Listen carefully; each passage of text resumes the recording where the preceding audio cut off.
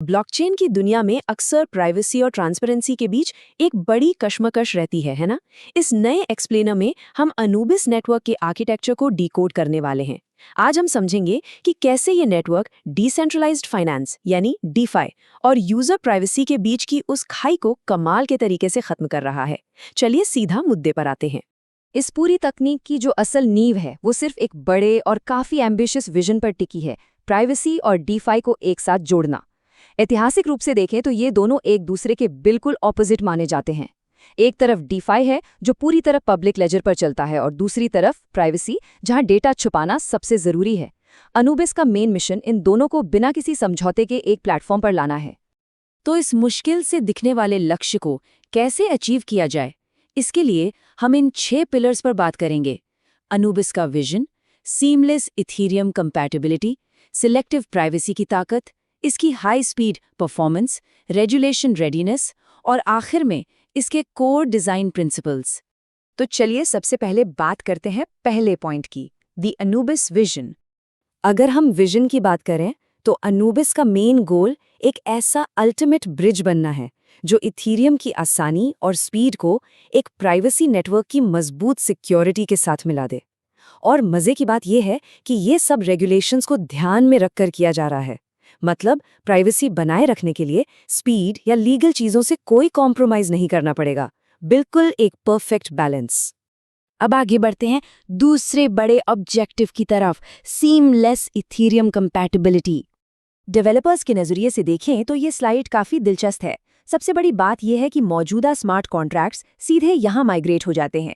कोई नई कोडिंग नहीं, सॉलिडिटी हो या वाइपर, कुछ नया सीखने की जरूरत नहीं है। हार्ड हैट और ट्रफल जैसे टूल्स पहले की तरह ही काम करते हैं और स्टैंडर्ड JS RPC APIs की बदौलत मेटामास्क वॉलेट भी बड़ी आसानी से कनेक्ट हो जाता है। कुल मिलाकर काम तुरंत शुरू हो जाता है और डेवलपमेंट का काफी सारा कीमती समय बचता है। अब आते हैं तीसरे और बहुत ही जरूरी हिस्से पर, the power of selective privacy. Anubis ने जानबूझकर सब कुछ छुपा दो वाली अप्रोच से दूरी बनाई है और यहीं से सिलेक्टिव प्राइवेसी का कॉन्सेप्ट सामने आता है।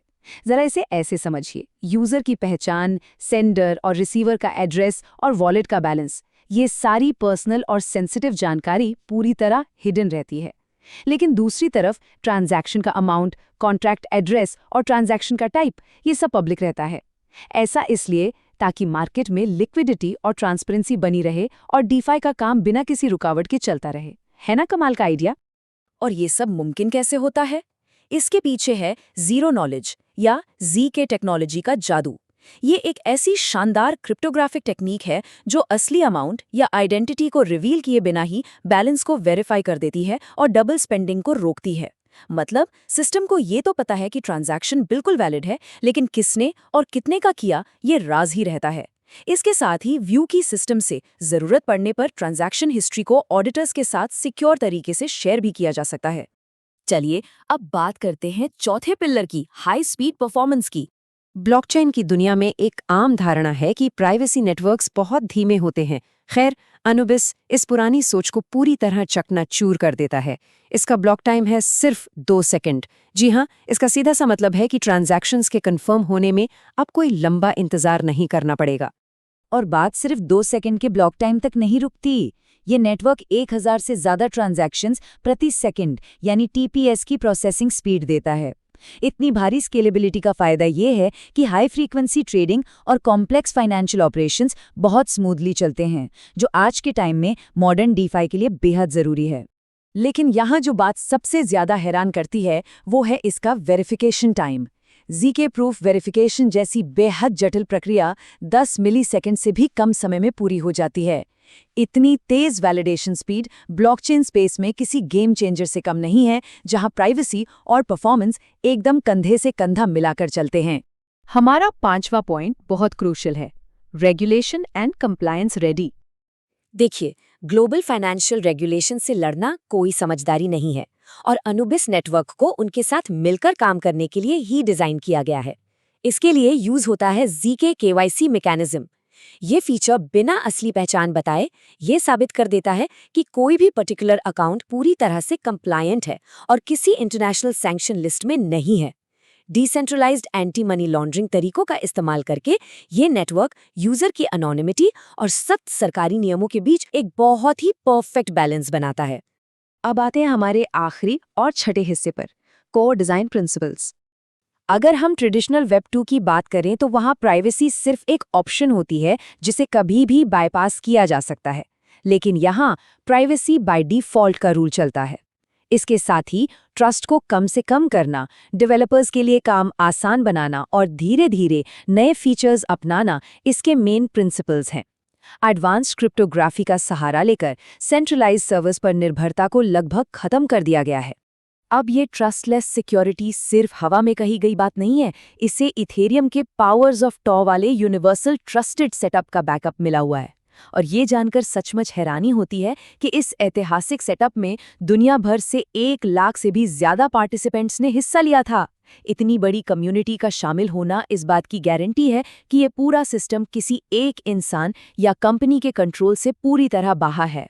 इकोसिस्टम को तेजी से ग्रो करने के लिए नेटवर्क ने सारी मुश्किल गणित को डेवलपर से छुपा लिया है। शील्ड और प्राइवेट ट्रांसफर जैसी सिंपल कमांड्स वाली एसडीके और प्री कंपाइल्ड कॉन्ट्रैक्ट्स की मदद से कोडिंग का एक्सपीरियंस काफी आसान हो गया है। सीधे शब्दों में कहें तो सॉलिडिटी के थ्रू डेवलपर्स नेटिव तरीके से जीके प्रूफ्स को वेरीफाई कर सकते हैं, जिससे नए और इनोवेटिव एप्स बनाने की स्पीड कई गुना बढ़ जाती है। ग्रेजुअल एडॉप्शन यानी धीरे धीरे चीज़ों को अपनाने का ये तरीका प्रैक्टिकल तौर पर बहुत फायदेमंद है। सोचिए, अगर भविष्य में प्राइवेसी फीचर्स ऐड करने हों तो पूरे ऐप को दोबारा जीरो से नहीं लिखना पड़ेगा। कोई भी प्रोजेक्ट पहले एक नॉर्मल पब्लिक टोकन लॉन्च कर सकता है और बाद में ज़रूरत पड़ने पर बड़ी आसानी से प्राइवेट मोड अपग्रेड ऐड कर सकता है। बिजनेस और डेवलपमेंट के नज़रिए से ये फ्लेक्सिबिलिटी एक बहुत बड़ा स्ट्रेटेजिक एडवांटेज है।